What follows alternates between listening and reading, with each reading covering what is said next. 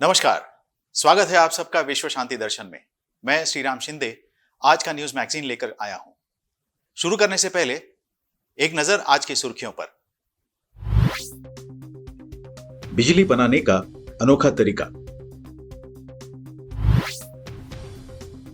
जन्मदिन की भेंट दे दी अनाथालय को दान। एक खच्चर जिसे वीर चक्र मिला। घर और ऑफिस हुआ हरा भरा।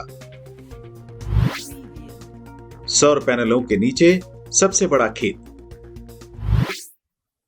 एक युवक ने गतिज ऊर्जा से बिजली बनाने का आविष्कार किया है। लेते हैं ज्यादा जानकारी।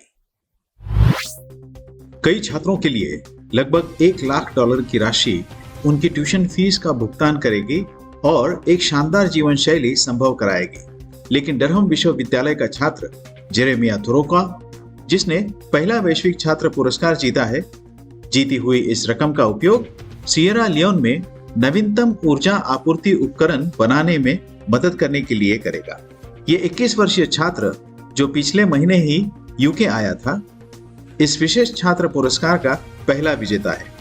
उसने ये पुरस्कार प्राप्त करते हुए 94 देशों के 3500 से अधिक प्रतियोगियों को पीछे छोड़ दिया।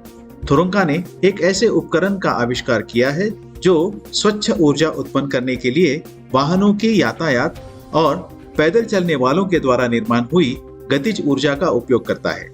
इस उपकरण को सड़क की सतह से नीचे रखा जाता है और कारों तथा पैरों के दबाव द्वारा निर्मित ऊर्जा का संचयन करता है। यह युवक, जिसने एक समस्या देखी और उसे ठीक करने के लिए दृढ़ संकल्पित था, उसे इस उत्कृष्ट खोज के लिए अंतरराष्ट्रीय पुरस्कार से सम्मानित किया गया। एक संगीतकार ने अपने जन्मदिन पर तोहफे के रूप में मिले 6 लाख रुपए अनाथालय को दान कर दिए। सुनते हैं ये पूरी कहानी। नाइजीरिया के एक संगीतकार और शोमैन डेविडो ने अपने जन्मदिन के लिए ट्विटर पर पैसे मांगे, लेकिन अपने दोस्तों और प्रशंसकों से मिली $6 लाख की रकम देश भर के अनाथालयों को दान कर दी। अफ्रीका के सबसे सफल संगीतकारों में से एक डेविडो को यह रकम जुटाने के लिए केवल 4 दिन लगे। उसने अपने संदेश में लिखा, यदि आप समझते हैं कि मैंने आपको अच्छे गीत दिए हैं तो मुझे पैसे भेजें। और पैसे आना शुरू हो गया। जब यह रकम $6 लाख तक पहुंची तो डेविडो ने सोचा कि वह यह सारी रकम किसी को दे देगा, लेकिन इसके साथ साथ उसने एक नया संगीत वीडियो भी जारी किया, संभवतः लोगों को धन्यवाद कहने के लिए। भारतीय सेना की सेवा में लगे एक खच्चर को वीर चक्र मिला और उसका स्मारक भी बन चुका है। सुनते हैं ये खबर विस्तार से।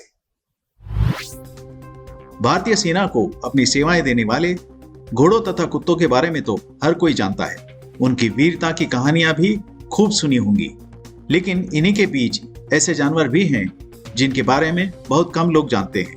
वो हैं खच्चर या टट्टू। हर साल 26 सितंबर को पशु परिवहन दिवस मनाया जाता है। इस दिन खच्चर पेडोंगी को याद करना भी बनता है, जिसे 1971 में भारत पाक युद्ध के दौरान शौर्य दिखाने पर वीर चक्र से सम्मानित किया गया था। खच्चर पेडोंगी का नाम भारतीय सेना के पन्नों पर स्वर्णिम अक्षरों में लिखा है। पेडोंगी की वीरता पर राष्ट्रपति की ओर से उसे वीर चक्र से नवाजा गया है। करीब 18 वर्षों तक भारतीय सेना का हिस्सा रहे पेडोंगी रिटायरमेंट के बाद भी सेना के साथ रहा और 38 वर्ष की आयु में उसका निधन हो गया। उसे दिया गया वीर चक्र आज भी बंगलुरु के ASC सेंटर में रखा हुआ है। ये युवक न केवल पौधे बेचते हैं, वे बागवानी की हर समस्या को हल भी करते हैं। जानते हैं कौन है ये? 200 भावुक युवक इस दुनिया को जितना उन्होंने पाया था उससे बेहतर और हरियाली भरा बनाने की योजना बना रहे हैं। लैंडस्केप आर्किटेक्चर में स्नातकोत्तर डिग्री के साथ विदेश से लौटने के बाद सिद्धार्थ भालिंगे के विचारों से उभरी उगाओ.com अंतरराष्ट्रीय अनुभव और विचारों से भरपूर उन्होंने अपने 130 साल पुराने पारिवारिक व्यवसाय के मार्गदर्शन में उगाओ.com की शुरुआत की। वे घर के अंदर और बाहर दोनों जगह हरे भरे स्थान बनाते हैं। वे यहाँ कंक्रीट के जंगल में अनुकूलित बागवानी के माध्यम से हर घर को एक हरा और अधिक टिकाऊ स्थान बनाना चाहते हैं। अपने खुद के विकसित किए हुए बागवानी के माध्यम से वे खुले शहरी स्थानों को खाद्य उद्यानों में परिवर्तित करते हैं और सामुदायिक बागवानी मूल्यों को बढ़ावा देते हैं। पिछले 5 वर्षों में उन्होंने 400 टन से अधिक उत्सर्जित कार्बन को बेअसर करने की दिशा में काम किया है। उनका उद्देश्य है कार्बन फुटप्रिंट को कम करने के लिए अपने भोजन को स्वयं उगाना और इस प्रक्रिया में पर्यावरणीय कार्बन प्रतिशत को और अधिक बेअसर करना।